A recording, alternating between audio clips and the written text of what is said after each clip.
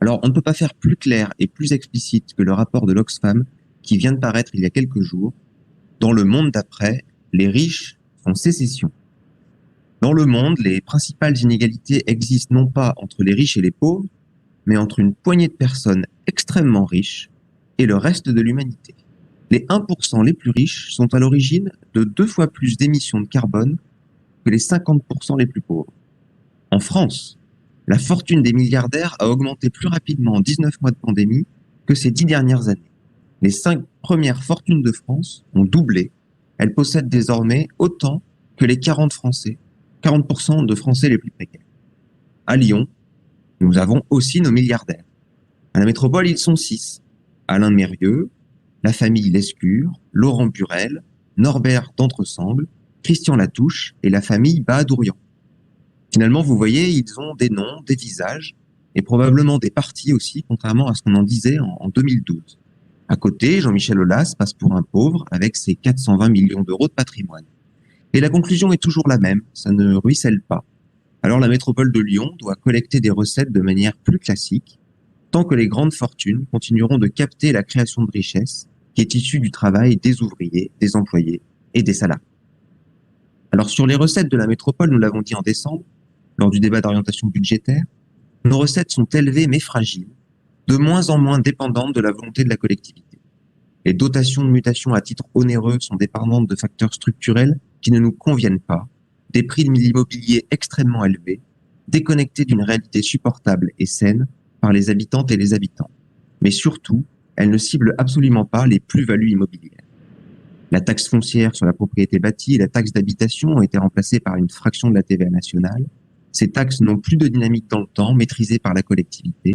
Elles ne ciblent pas de manière assez différenciée les détenteurs de très gros patrimoines.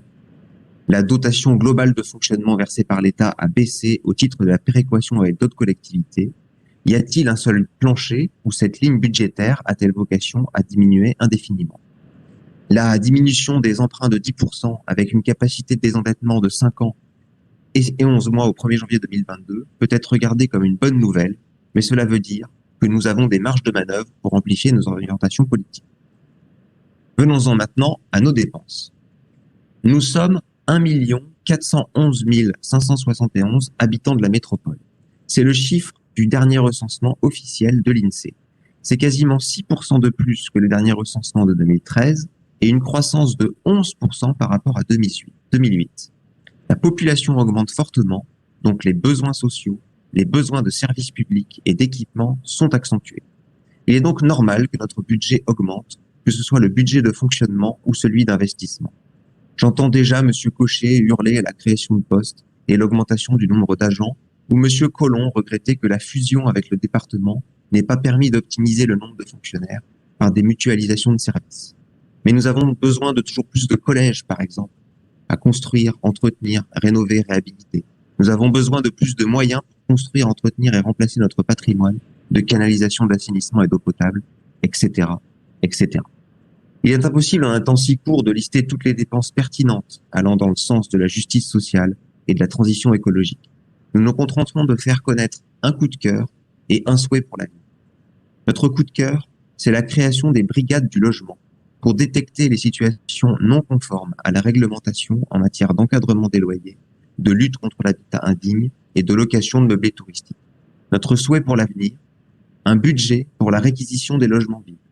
Créons une ligne budgétaire pour des travaux de normes minimales de confort et d'habitabilité et pour l'indemnisation du droit d'usage aux propriétaires.